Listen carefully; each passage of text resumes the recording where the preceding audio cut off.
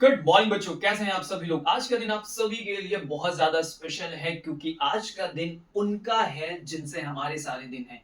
बात समझ रहे हो। Today is the mother's day और नुमारकल वाला आदित्य सर की तरफ से आप सभी की प्यारी प्यारी मम्मियों को हैप्पी मदर्स डे। लेकिन एक बात मैं कहना चाहूंगा, क्योंकि आज किसी ने ये दिन बना दिया कि मदर्स डे है तो सारा प्यार हम आज ही के दिन लुटाते हैं, केक लेके आते हैं, गिफ्ट्स लेके आते हैं। मैं बस ये कहना चाहूंगा कि हर दिन इतना जरूर रखो कि उन्हें हैप्पीनेस मिलती रहे। ठीक है, एक दिन सारी हैप्पीनेस दे दो, फिर अगले दिन से बात ही ना करो, बोलो ही नहीं, देखो ही नहीं, सिर्फ अपने काम में बिजी रहो, तो उसका कोई खास मतलब नहीं बनता है। हर दिन छोटी छोटी चीजें ऐसी जरूर करो जिससे उन्हें खुशी मिले। हर दिन मदर्स डे बनाओ, क्या प्रॉब्लम है। हमेशा छोटी छोटी चीजें ऐसे करते रहो ताकि उन्हें खुशी मिलती रहे, है ना। और कभी भी ऐसा कुछ मत करो कि जिससे उन्हें दुख हो। एंड और मैं क्या ही कहूँ, बाकी आज का दिन उन्हें पूरी तरह से अच्छे से देना, जो आप प्रेजेंट दे पाओ, जो भी आप उनके लिए कर पाओ करिएगा। ठीक है, लेकिन कोशिश करिएगा कि हर दिन हम थोड़ी थोड़ी हैप्पीनेस जरूर उन्हें देते रहें।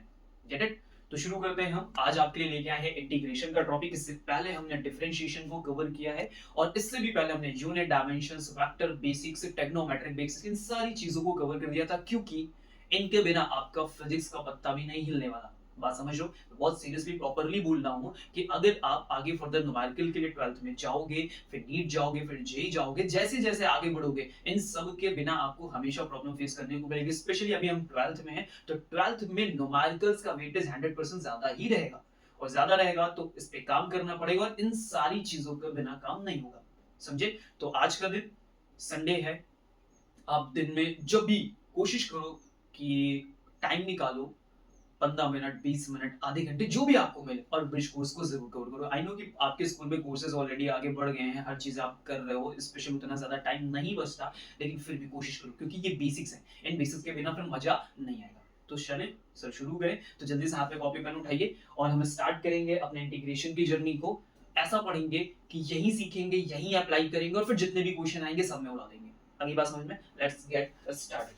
तो चलो शुरू करते हैं। सर पहले बात समझते हैं व्हाट इज द इंटीग्रेशन। तो लिखा है हमने often described as the inverse process of differentiation। जो डिफरेंशिएशन हमने पहले पढ़ा था, नेक्स्ट डे हमने पढ़ा था, ठीक है, उसका जस्ट अपोजिट आप समझ के चलो कि इंटीग्रेशन है। ठीक है, it adds up small continuous parts to form a whole. ये छोटे छोटे पार्ट्स को ऐड करता जाता है, कन्वर्ट कर देता है पूरे पार्ट में। मैंने आपको सिखाया था कि डिफरेंशिएशन में हम चीजों को तोड़ तोड़ के बनाते हैं, और इंटीग्रेशन में टूटी हुई चीजों को हम ऐड ऑन करते चले जाते हैं। क्या बात समझे। ठीक है, अब आगे देखो। Integration is basically used for summation, चीजों को समेट करने के लिए, समाट करने के लिए। अभी यहाँ पे देखो, ये समेशन का सिंबल आप देख रहे हो, इसका हम कब यूज करते हैं, जब हमें डिस्क्रीट वैल्यूज का समेशन करना होता है। ठीक है, अलग अलग नंबर्स, बिखरी हुई वैल्यूज का, किसी की वैल्यू पूछा है, किसी की वैल्यू पूछे, किसी का आंसर कहीं से आया, उन सबको ऐड करना होता है। लेकिन स्पेशली ये जो हम साइन यूज करेंगे, ये इंटीग्रेशन के लिए लेके चलेंगे, और इंटीग्रेशन का साइन यूज होता है कंटिन्यूअस फंक्शन के लिए, जिसकी वैल्यूज, एक फंक्शन जो कंटिन्यूअस परफॉर्म कर रहा है, उसकी वैल्यू कभी ज्यादा कभी कम, कभी ज्यादा कभी कम, ऐसे आती जा रही, उन सब का हम समेशन करने के लिए this part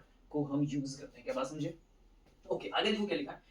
if y is integration of fx is a function with respect to x, then तो हम इसे कैसे रिप्रेजेंट करेंगे, y is equal to integration the symbol fx dx। ठीक है, ये फंक्शन ऐड करेगा, किसको ऐड करेगा, इस dx वाले पार्ट को ऐड करता चला जाएगा। ठीक है, डिफरेंशिएशन मैंने आपको समझाया था, एक बेसिक एग्जांपल लेके आओ, उसी एग्जांपल से हम अपने इंटीग्रेशन को भी समझेंगे। मैंने आपसे बोला था कि हमारे पास एक छोटी सी स्केल है, ठीक है, और अब ये स्केल क्या होगी, ढेर सारे पार्ट्स में अलग अलग अलग अलग ऐसे पड़ी हुई है, और मुझे क्या करना है, इस पूरे पार्ट को ऐड ऑन करना है। तो हम क्या करते हैं, वहां से जाते एक छोटा सा स्मॉल पार्ट कट कर लेते हैं। हम देखते हैं कि ये फंक्शन किससे रिलेट कर रहा है, फॉर एग्जांपल ये x से रिलेट कर रहा है, तो हम इसका छोटा सा पार्ट dx कट करेंगे, और ऐसे ही ढेर सारे dx के ब्लॉक रखते जाएंगे, जिससे मेरा पूरा x क्या होगा, ऐड हो जाएगा। डिफरेंशिएशन में मैंने आपको बोला था कि मेरे पास 100 रुपीज की कोई नोट है, और मैंने कहा कि मुझे इसे के टूटे करा के ला के दो। मैंने बोला कि फिर फंक्शन ऐसे काम करेगा कि वो बताएगा कि कौन से टूटे लेके आने। एग्जैक्ट सेम वैसे इंटीग्रेशन में भी फंक्शन का रोल वही है कि वो बताएगा कि भाई जो तुम लेके आना ना, वो किस तरह की चीजें होंगी। समझ गए बात को। अब फॉर एग्जाम्पल मुझे 100 रुपीज इकट्ठे करने, मुझे 100 रुपीज बनाने, तो मैं सामने वाले पर्सन से कहूंगा कि 100 रुपीज मुझे चाहिए, तो लेकिन जब मुझे 100 देना तो उसमें 50-50 की दो नोटें होनी चाहिए। इंटीग्रेशन सम अप मैं कर तो रहा हूं, लेकिन मैं बोल रहा हूं, मेरा फंक्शन बोल रहा है कि भाई 50-50 की ही दो, तो 100 में दूंगा। अगली बार मैंने बोला कि मुझे 20-20 की ही चाहिए, तब जाके मैं 100 बनाऊंगा। समझ रहे हो। तो फंक्शन का रूल ऐसा होता है कि वो डिसाइड कर देता है कि भाई देखो इस तरह से काम करना, ऐड तो होंगी चीजें, ऐड तो हम करेंगे, लेकिन कैसे ऐड करेंगे वो बिहेवियर कौन बताएगा, फंक्शन बताता है। Get it? चलो आगे बढ़ते हैं। इस तरह से रिजल्ट हमारा काम करता है किसका, इंटीग्रेशन का। ठीक है, अब इंटीग्रेशन के एक और बहुत अच्छा सा रूल होता है जो होता है किसी भी एरिया को कवर करना। ठीक है, कहीं पे भी कोई हमें एरिया गिवन किया हो तो हम इंटीग्रेशन की हेल्प से स्पेशली उन्हें भी कैलकुलेट करते हैं। मैथमेटिक्स में तो ढेर सारे एरिया के क्वेश्चंस हैं जिन्हें हम यहाँ इंटीग्रेशन से सॉल्व करते हैं। तो आप देखो मेरे पास एक एरिया है, ठीक है, ये y और x पे डिजाइन किया हुआ है।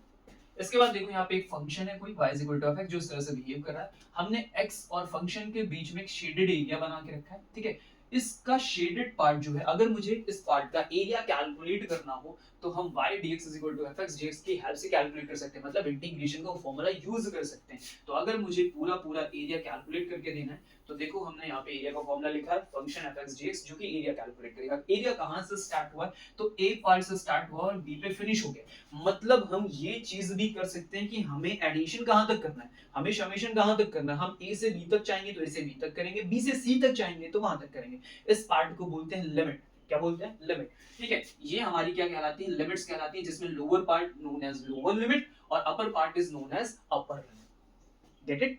ठीक है, तो अगर हमें लिमिट्स गिवन होंगी तो हम उसके अकॉर्डिंग एडिशन करेंगे और नहीं गिवन होंगी तो हम उसके अकॉर्डिंग बेसिकली कैलकुलेशन और एडिशन करेंगे। ठीक है, तो अब आ गए हमारे पास कुछ फॉर्मूले जिन पे हमें क्या करना है, काम करना है। तो चलते हैं भाई, शुरू करते हैं फिर। ओके, कौन सा पेन ले लें, चलो इससे करते हैं, शुरू किया जाए। ढेर सारे फंक्शंस हैं, फंक्शन का बिहेवियर पहले सीखेंगे और फिर उन्हें हम अप्लाई करेंगे।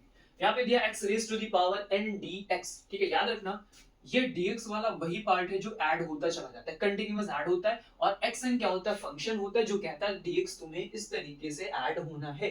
समझ गए, छोटे छोटे dx ऐड होंगे, लेकिन वो किस तरह से ऐड होंगे वो कौन बताएगा, ये फंक्शन बताएगा, xn बताएगा। ठीक है, शुरू करता हूं फिर मैं।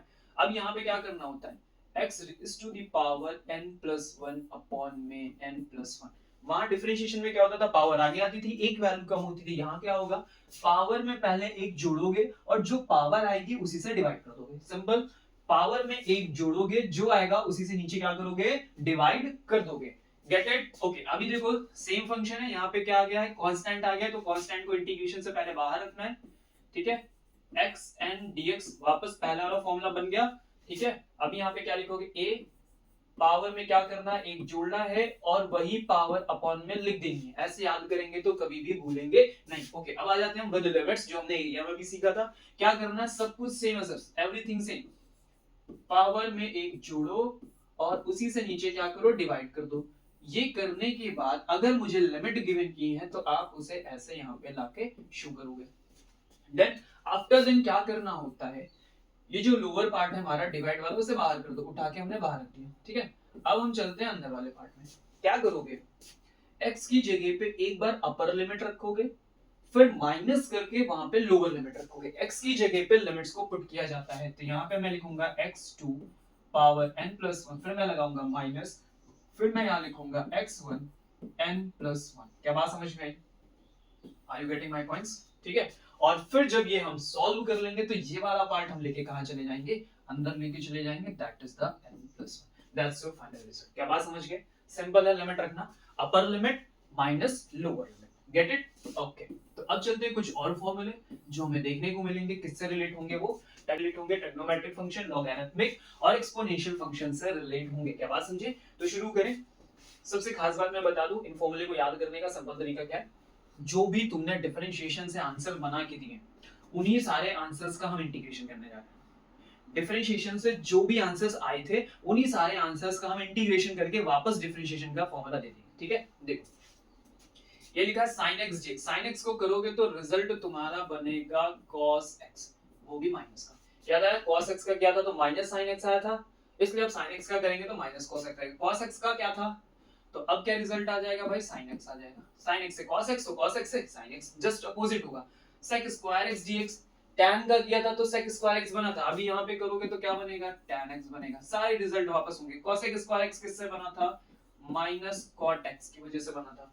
sec x tan x याद आया, ये sec x का डिफरेंशिएशन करने पे आता था। अभी sec x tan x करोगे तो इंटीग्रेशन करके तुमको sec x वापस मिल जाएगा। cosec cot x, यहाँ पे तुम्हें cosec x मिल जाएगा। सब कुछ एज इट इज वापस e की पावर x, तो सर वही आता, तो दैट्स व्हाई यही लिखा है। ये 1 by x कहाँ पे मिला था, log x का, इंटीग्रेशन करने पे, सॉरी डिफरेंशिएशन करने पे मिला था। अभी 1/x का करोगे तो आपको क्या मिलेगा, log x BC।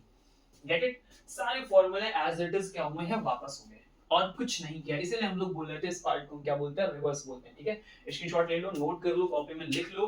ठीक है, इजी तरीके से रखना, एक तरफ डिफरेंशिएशन एक तरफ इंटीग्रेशन, ताकि आपको रिलेशन समझ में आता रहे कि हाँ ये देखो जस्ट अपोजिट ही जो चल रहा है, कुछ मुश्किल है नहीं याद करना। ठीक है, चलो अब हम आगे अपने प्रैक्टिस सेशन पे, बहुत ज्यादा है नहीं तो अब सीधे आगे जंप करेंगे प्रैक्टिस सेशन पे और साथ में करना शुरू करेंगे। ठीक है, तो एक बढ़िया से पेन लेंगे।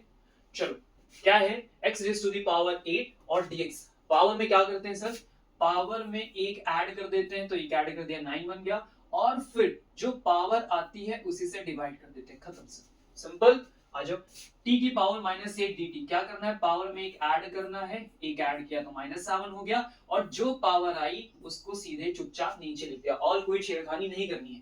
t raise to the power 3/7, ठीक है, तो क्या करें, पहले इसमें 1 ऐड करें, 3/7 प्लस 1 कितना हो जाएगा, 10/7, और जो आए उसी से क्या करो, डिवाइड कर दो। चलो इसको तो मैं थोड़ा ऐसे लिख देता हूँ, 10/7 अपॉन में लिखोगे तो क्या मिलेगा, 7/10। Easy, simple. ठीक है, अब ये मत कहना सर आगे लिया है क्या आप, नहीं नहीं, ऐड करने के बाद पहले ऐड करो। अभी देखो यहाँ पे क्या गया, कांस्टेंट आ गया है ना, तो पहले कांस्टेंट को इंटीग्रेशन से क्या करना है, बाहर रखना है, इंटीग्रेट करना है, उसके बाद 50 को ऐड अप कर देना है। तो मैंने 50 को इंटीग्रेशन से पहले बाहर कर दिया। अब Z50 को मैं सॉल्व करूंगा, तो Z50 कैसे सॉल्व होगा, उस पे एक ऐड करके, और जो आएगा उसे कहां लिखोगे बेटा, अपॉन में लिखोगे। तो देखो हमने 50 मैंने लिख दिया, सिंपल, आया समझ में। ओके, नेक्स्ट पार्ट में चलें, y3 dy, और ये देखो इस बार लिमिट्स हमें गिवन की गई, तो लिमिट्स को कैसे सॉल्व करते हैं, बेसिक से इंटीग्रेशन करो और इसके बाद एक एक करके वैल्यू को पुट कर दो। तो क्या करें, y3 का रिजल्ट दिखाओ कितना आएगा, तो आंसर आएगा y raise to the power 4, और अपॉन में क्या मिलेगा आपको, 4 मिलेगा। फिर हम क्या करेंगे, यहाँ पे लिमिट को ले जाके पुट अप कर देंगे। इसके बाद मैंने क्या बताया था, जो वैल्यू हमारी वैलिडेट कर रही होती है उसी वैल्यू में ले जाके लिमिट्स पुट करते थे। एक बार अपर लिमिट, तो 3 raise to the power 4 minus एक बार lower limit 1 raise to the power 4 and divided by 4। आया समझ में, सिंपल। अभी 3 और 4 को हम सॉल्व कर लेते हैं और फिर इसका आंसर लिखेंगे। तो 3 3 जा कितना होता है 9, 9 3 जा 27, 27 3 जा कितना होगा भाई 81 हो जाएगा। 81 माइनस 1 और डिवाइडेड बाय 4, मतलब क्या हो गया 80/4 हो गया, और इसे अगर हम यहाँ पे सॉल्व करेंगे तो कितना रिजल्ट आएगा, 20 आएगा। गेट इट, सिंपल, आया समझ में, इजी। ओके, चलो अब हम आते हैं अपने ट्रिग्नोमेट्रिक फंक्शन के क्वेश्चंस पे और इन्हें देखेंगे कैसे सॉल्व करना है।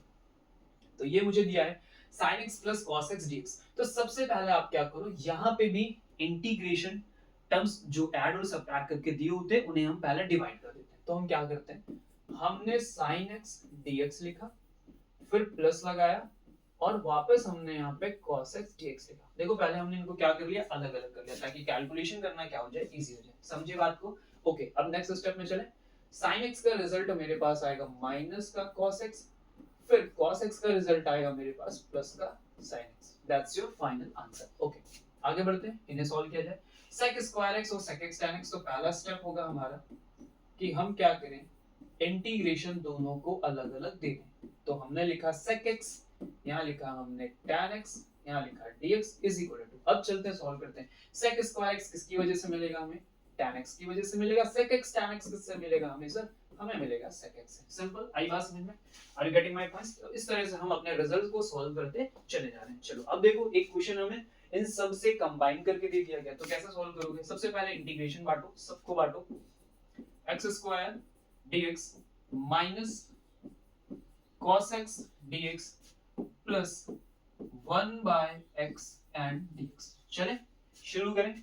ये पावर वाला है तो सर पावर में क्या करते हैं, एक ऐड करते हैं और उसे अपॉन में लिख देते हैं। फिर cos x का माइनस sin x होता है ना सर, cos x का माइनस sin x होता है, नहीं सर sin का cos माइनस होगा, क्योंकि सर जस्ट अपोजिट कहानी चलती है। देखो sin का क्या था, माइनस आया, ठीक है, cos का करेंगे तो प्लस आएगा, एज इट इज हमेशा ऐसे ही चलना। Clear, okay. फिर लिखा मैंने plus 1/x dx, 1/x dx किसका है, log का, तो हमने यहाँ पे लिखा log x base e। That's all result, simple.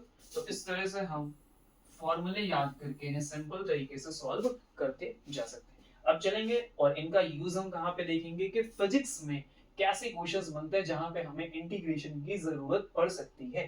ठीक है, समझा जाए, क्योंकि हमें फिजिक्स के लिए ही तो पढ़ना है। आ जाओ, पहला क्वेश्चन पढ़ते हैं। The velocity of a particle is v is equal to v naught plus gt plus ft square if its position is x is equal to 0 at t is equal to 0। इसका मतलब initial की बात होगी, जब time 0 था तो हमारा जो डिस्टेंस था वो भी 0 था। Okay, then it's displacement after unit time. तो आप बताओ एक यूनिट टाइम के बाद, इन अ यूनिट टाइम मतलब 1 सेकंड के बाद जो रिजल्ट है वो क्या होगा। ठीक है, अभी समझ गए। ओके, क्वेश्चन में मुझे क्या गिवन है, सबसे पहले मैं वो देखूंगा। तो मुझे गिवन है velocity v naught gt plus F T square, ये गिवन है। और यहां से मुझे वापस कहां जाना है, डिस्प्लेसमेंट के पास जाना है। ठीक है, कहां पे जाना है सर, डिस्प्लेसमेंट के पास जाना है। तो इससे पहले मैंने आपको कुछ चीजें सिखाई थी, और जो जल्दी से साइड में एक बार रिकैप करते हैं। मैंने आपसे बोला था कि अगर मुझे वेलोसिटी निकालनी, ध्यान से समझना, ठीक है, अगर मुझे डिस्प्लेसमेंट से वेलोसिटी तक जाना है तो हम क्या कर देते हैं, ds बाई dt कर देते हैं। इससे क्या बन जाती है, इससे बन जाता है सर वेलोसिटी। अब मुझे वेलोसिटी से वापस एक्सेलरेशन तक जाना है तो मैं क्या कर देता हूं, इसको एक बार और डिफरेंशिएट कर देता हूं। इससे आंसर क्या बन जाता है, एक्सेलरेशन का। इजी, समझ में आया। अब इसी बात को हमें जस्ट रिवर्स करना है, इसी बात को हमें जस्ट रिवर्स करना है। अगर अब मुझसे कोई कहे कि एक्सेलरेशन से तुम्हें वेलोसिटी तक आना है और वेलोसिटी से डिस्प्लेसमेंट तक आना है, इससे पहले का बात क्या था, डिस्प्लेसमेंट से आप वेलोसिटी जा रहे थे, वेलोसिटी से एक्सेलरेशन जा रहे थे, और ऐसी कंडीशन में आप क्या यूज कर रहे थे, आप यूज कर रहे थे डिफरेंशिएशन को।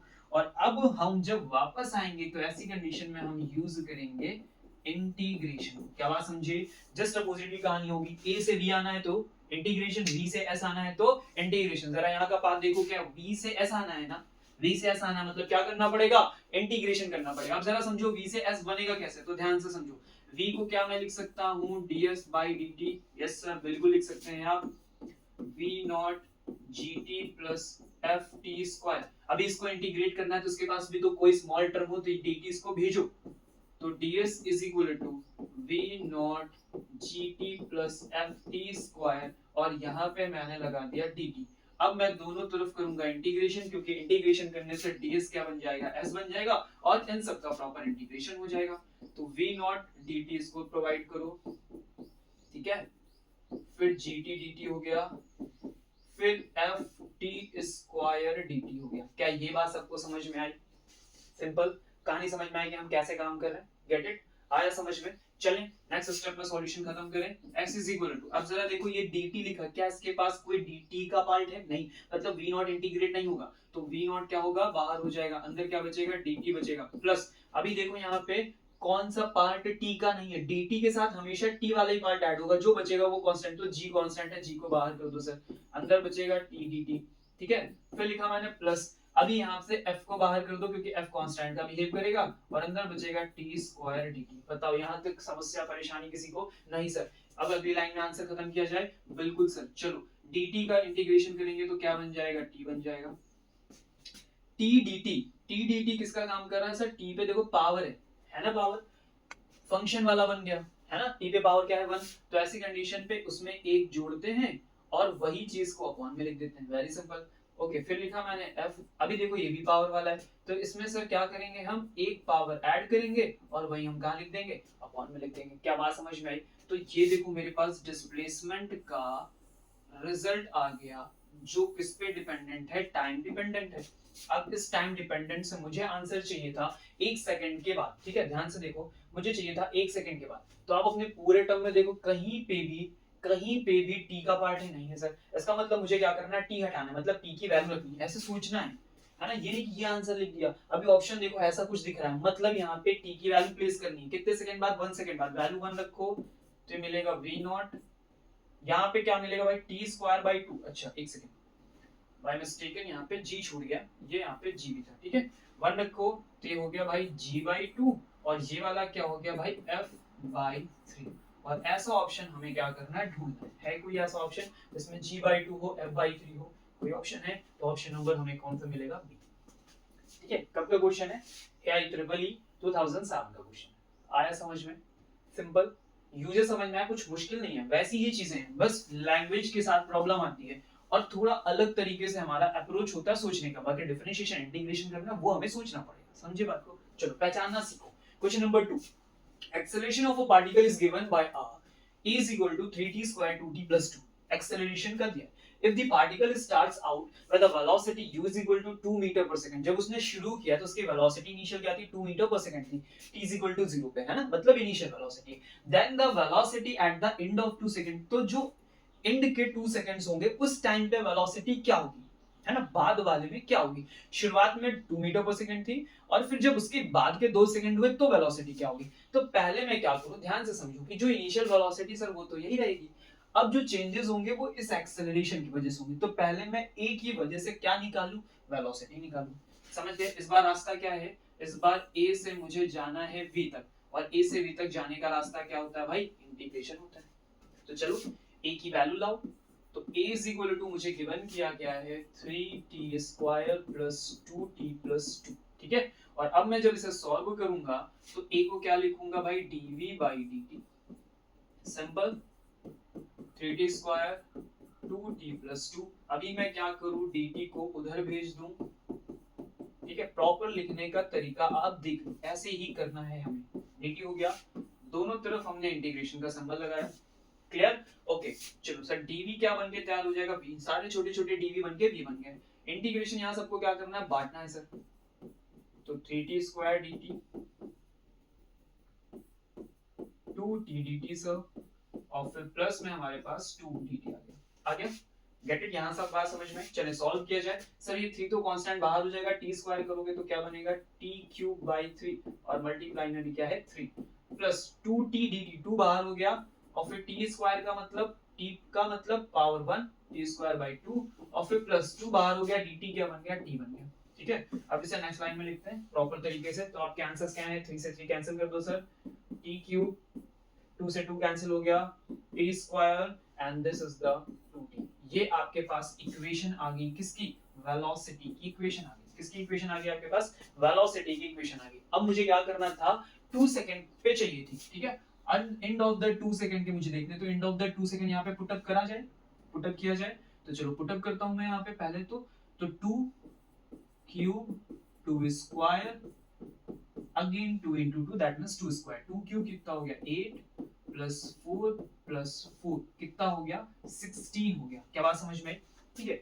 अभी सिर्फ ये आंसर नहीं होगा मेरा, ये तो बाद का हो गया। अभी उसने पूछा एंड ऑफ द लास्ट में मुझे देखना है, तो पहले वाला पार्ट भी तो ऐड अप होगा। ये जो रिजल्ट आया ये उस समय का है कि उस समय कितनी वेलोसिटी बन के तैयार हुई, इससे पहले कितनी वेलोसिटी थी? तो सर वो 2 मीटर पर सेकंड और थी, तो वो भी इसी में क्या करेंगे हम? फाइनल ऐड कर देंगे। तो 16 plus 2 the final result is 80 metre per second, ठीक है। आई कोई बात समझ में? आपको ये जरूर समझना जरूरी नहीं है कि हमने 16 में 2 क्यों ऐड किया, आंसर 18 क्यों आया, ये बिल्कुल नहीं समझना था। आपको बस समझना था कि एक्सेलरेशन से वेलोसिटी का अप्रोच इस तरीके से किया जाता है, ठीक है। फिर जैसे जैसे क्वेश्चंस आएंगे हम चीजें सीखते जाएंगे। आगे बात समझ में?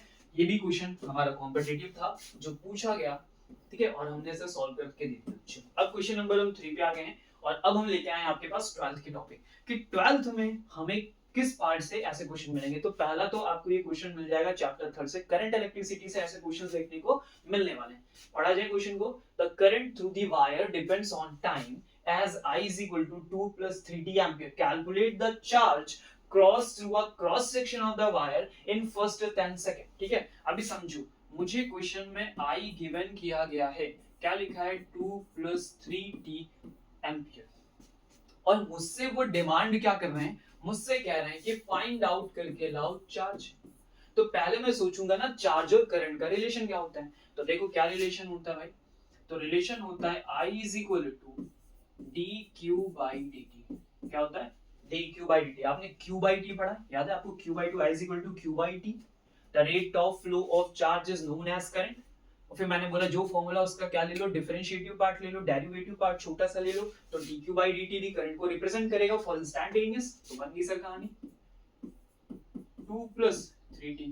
नेक्स्ट स्टेप में क्या होगा? dt सर इधर आ जाएगा, तो मिलेगा 2 plus 3t, और मल्टीप्लाई में क्या मिलेगा? dt मिलेगा। आफ्टर देन मुझे क्या करना है? इसके बाद मुझे करना है dq पे इंटीग्रेशन, और यहाँ पे 2 plus 3t के साथ इंटीग्रेशन कर दिया। आफ्टर देन मुझे क्या करना है? दोनों को इंटीग्रेशन बांटना है। तो मैं यहाँ पे लिखूंगा 2 dt और फिर मैं वहां पे लिखूंगा 3t dt। ठीक है, चलो 2 का रिजल्ट तो बाहर हो गया, dt क्या बन जाएगा, t बन जाएगा, that is the 2t plus 3t, 3 बाहर हो गया, t के साथ देखो dt आया, t पे क्या है पावर 1, मतलब क्या होगा, पावर वाला फॉर्मूला लगेगा, तो यहाँ पे हो गया t स्क्वायर बाय 2 और मल्टीप्लाई में क्या हो गया 3 हो गया। ये रिजल्ट मेरा किसका आ गया भाई, ये रिजल्ट मेरा आ गया है dq का। देखो यहाँ पे हमने इंटीग्रेशन किया था dq का, तो dq का ये इंटीग्रेशन हो गया। चलो इसको डायरेक्ट q लिख लेते हैं, ये क्या बन गया, q बन गया। अभी q कितने पे चाहिए था, तो बोला cross section of the wire in first 10 second, starting के 10 सेकंड का चाहिए, तो लिखो 2 into 10 plus 3 into 10 का स्क्वायर बाई 2। ठीक है, सॉल्व किया जाए सर, बिल्कुल, तो कितना हो गया 20 और ये कितना हो गया 300 बाई 2 मतलब 150 और ऐड करोगे तो कितना मिलेगा 170। चार्ज की यूनिट क्या होती है, कूलम होती है, तो इतना अमाउंट ऑफ चार्ज क्या हो गया 10 सेकंड में पास आउट कर चुका है। इजी, समझे बात को, कैसे काम करना है 12th के लिए, बिल्कुल। चलो एक और क्वेश्चन लेके आते हैं 12th का और फिर से काम करते हैं, प्रैक्टिस करते हैं। सिर्फ हम ये नहीं सीखेंगे कि भाई देखो ये इंटीग्रेशन है, ये इंटीग्रेशन का फॉर्मूला है, हो गया, नहीं, ये इंटीग्रेशन है, ये इंटीग्रेशन का फॉर्मूला है, इसे ऐसे यूज करते हैं और 12th में ऐसे अप्लाई करते हैं, और ये रहे उसके क्वेश्चंस, और हम अप्लाई करके सीखेंगे, समझ गए। सिर्फ ये नहीं कि इंटीग्रेशन देख लिया, फॉर्मूले देख लिया, हो गया, फिर तो भाई गूगल पे सर्च करो ना, फॉर्मूला ऑफ इंटीग्रेशन खत्म हो गया, फिर ब्रिज कोर्स बनाने की जरूरत क्या, इतनी मेहनत की जरूरत क्या। तो हमारे लिए इंपॉर्टेंट है कि हम अप्लाई कर पाए। ठीक है, फॉर्मूले तुम जानते हो, चीजें तुम जानते हो, पर अप्लाई करना ही तो सबसे मुश्किल काम है, वही हमें सीखना है, समझे बात को। ओके, चलो आते हैं नेक्स्ट क्वेश्चन पे। करंट डिपेंड्स अपॉन टाइम, फिर से वही दिया मैंने तुमको, दोबारा क्वेश्चन दिया, इस बार देखो इस क्वेश्चन को जेईई में सीधे सीधे पूछा गया 2009 में, आई गिवन है, वापस तुमसे क्या मांग रहे हैं वहां पे देखो, the charge flowing through the cross section of the wire in time t is equal to 0 to 2 second. Simple सी बात है, मांग लिया इन्होंने 2 0 से लेकर 2 सेकंड के लिए, तुमको क्या करना है, वापस अपने काम पे आना है, क्या लिखोगे sir, i is equal to 3t square 2t plus 5, फिर क्या लिखोगे इसे, dq by dt is equal to 3t square 2t plus 5, उधर dt भेजो भाई, तो भेज दिया सर, ठीक है, भेज दिया। ओके, जैसे भेजो दोनों तरफ क्या करो, इंटीग्रेशन लगाओ, लगा दिए सर। अभी क्या करना है, ध्यान से देखो, ये जो रिजल्ट मुझे चाहिए कब के लिए चाहिए, मुझे 0 से 2 सेकंड के लिए चाहिए। जब ऐसा कुछ लिखा हो ना तो यहाँ पे 0 से 2 लगा दो, सिंपल। ठीक है, चलो dq क्या बन के तैयार हो गया भाई, q बन के तैयार हो गया। सबको इंटीग्रेशन बांटना है अपने को, तो सबको बांटो जल्दी जल्दी, 3t square dt 2t dt plus 5 dt बढ़ गया। सब पे लिमिट लगा दो, कहां से, 0 से 2 तक बोला गया है, तो 0 से 2 तक कैलकुलेट करेंगे, ऐसे लिमिट काम करती है, समझ में आया। उसने बोल दिया ना 0 से 2 सेकंड के बीच का काम चाहिए अपने को, तो हमको भी वैसी चीजें पुटअप करनी पड़ेंगी, समझ गए, क्लियर हुआ। ओके, चलो टी स्क्वायर का मतलब क्या होता है भाई, टी क्यूब बाई 3 होता है, मल्टीप्लाई में अपने को 3 मिल जाएगा। ठीक है, ये पहले वाला 3 प्लस 2 बाहर करोगे, टी डी का मतलब होता है टी स्क्वायर बाई 2 और फिर मुझे 2 मल्टीप्लाई में मिल गया। 5 dt का मतलब होता है सर 5t। क्या इतनी बात सबको समझ में आई। अभी मैंने क्या किया, 3 से 3 कट कर दिया, 2 से 2 कट कर दिया, लेकिन क्योंकि लिमिट गिवन है तो मैं सब पे लिमिट लगाऊंगा 0 से 2, 0 से 2 और यहाँ भी लिमिट लगाऊंगा 0 से 2। चलो सब पे वैल्यू पुटअप की जाए t क्यूब पे, ठीक है, तो क्या लिखोगे 2 क्यूब माइनस 0 का क्यूब प्लस 2 का स्क्वायर माइनस 0 का स्क्वायर प्लस 5 2 माइनस 0। सिंपल। आगे 2 क्यूब का मतलब 8 होता है, 2 स्क्वायर का मतलब 4 होता है और 5 2 10 होता है। 8 4 12 10 कितना हो गया सर, 22 कूलम हो गया। That's your result. है कोई ऑप्शन यहाँ पे, ऑप्शन नंबर ए है। ठीक है, कब पूछा गया, जे में 2009 में। मतलब सीधी सीधी क्वेश्चंस हमें बोर्ड पे भी मिलेंगे, जे में भी मिलेंगे, तो इस बात के लिए हमें प्रिपेयर रहना है। सिर्फ इंटीग्रेशन पता होना सफिशिएंट नहीं है जब तक हम उन चीजों को अप्लाई नहीं कर पाते। समझ गए, ज्ञान रखे हो काम का नहीं है, तो मतलब क्या है, अप्लाई करो, समझे, अप्लाई करो। ओके, इसीलिए हम वीडियोस की लेंथ को थोड़ा लंबा लेके जाते हैं। 10-15 मिनट में चीजें बता के खत्म नहीं करते कि इन 10 मिनट्स। ठीक है, हमें पता है कि टाइम लगेगा क्योंकि सीखने में टाइम लगता है, तो सिखाने में भी मैं उतना ही टाइम दूंगा कि जितना तुम्हें लगे, तुम सीख पाओ, समझ पाओ। कोई जल्दबाजी नहीं कि बस आया सॉल्व किया, देखो ये आता है मुझे, नहीं, मुझे वो नहीं शो करना है। मुझे आपको बताना है कि चीजें ऐसे काम करती हैं और आपको ऐसे ऐसे सीखना है, थिंक करना है। ओके, चलो अगले क्वेश्चन को एक और हो जाए। क्या लिखा है ना, copper coil a time dependent EMF induced 5t + 3 volt, find the change in magnetic flux. अब ये कहां से रिलेट हो गया क्वेश्चन? सर ये वाला ईएमआई का क्वेश्चन है। डिफरेंशिएशन में भी मैंने तुम्हें ये कराया था, अब वापस मैं तुम्हें इंटीग्रेशन में भी इसी से करा रहा हूं। मुझे क्या दिया है, इन्होंने मुझे ईएमएफ दिया। ईएमएफ कितना है, 5t + 3 गिवन किया है। ठीक है, मुझसे मांग क्या रहा है, मुझसे मांग रहे हैं कि भाई फ्लक्स लेके आओ। अभी इसका रिलेशन मुझे पता होना चाहिए, तो E = क्या होता है भाई, d∅/dt। अब यहीं से चीजों को हम कंटिन्यू कर देंगे। क्या करोगे, dt उधर भेजोगे, d∅ =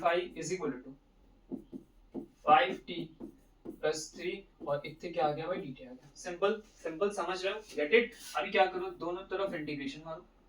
ये क्या बन के तैयार हो गया, 5 बन के तैयार हो गया। दोनों को अलग अलग कर दो भाई, 5t dt और 3 dt, ये बन गया। अभी यहां से आगे बढ़ो, क्या करोगे, 5t dt का मतलब 5 बाहर हो गया और ये मिलेगा t²/2 और ये क्या हो गया सर, 3 dt का इंटीग्रेशन क्या बनेगा, t बनेगा। तो फाइनली मेरे पास फ्लक्स का आंसर बन के तैयार हुआ 5t² + 3t। That's your result. अगर उन्हें मुझसे कोई टाइम बोला होता तो हम वो टाइम की वैल्यू लाके यहाँ पे पुट कर देते और हमारा आंसर आ जाता। क्या बात समझ में आ रही है आपको? ठीक है, क्लियर हुआ? तो इस तरह से चीजें बिहेव करेंगी। हमें बस पहचानना होगा कि कब कहां कैसे कन्वर्जन करना है, तो हमारे आंसर मैच करने शुरू हो जाएंगे। कैसे अप्लाई करना है, कैसे सोचना है, कौन सा फॉर्मूला कहां लग रहा है, कैसे पहचानोगे आप, वो सारी चीजों पे हमें क्या करना है, काम करना है। क्या बात समझ गए? ये आपका प्रैक्टिस सेशन था जिसमें हमने आपको जरूरत की चीजें सिखा दी हैं। अब आपका काम बनता है कि आप खुद से प्रैक्टिस करो, कॉपी में नोट्स बनाओ। न्यूमेरिकल कॉपी में ये सारे टॉपिक आपके होने चाहिए, क्योंकि इसके बाद हम आपके लिए न्यूमेरिकल सीरीज को लेके आएंगे और हर तरह के न्यूमेरिकल्स आपको कराएंगे। ठीक है, ताकि फिजिक्स इस ईयर इतना ज्यादा स्मूथ हो जाए कि पेपर कितना भी कठिन हो, है ना, एनी हाउ आप क्या करो, इस पूरे पेपर को उड़ा ही दो। समझ गए बात को? Get it? तो फिर आज का दिन एंजॉय करिए बढ़िया अच्छे से। मिलते हैं फिर नेक्स्ट डे नेक्स्ट लेक्चर के साथ। तब तक के लिए टाटा बाय बाय, सी यू, खुश रहें, मस्त रहें।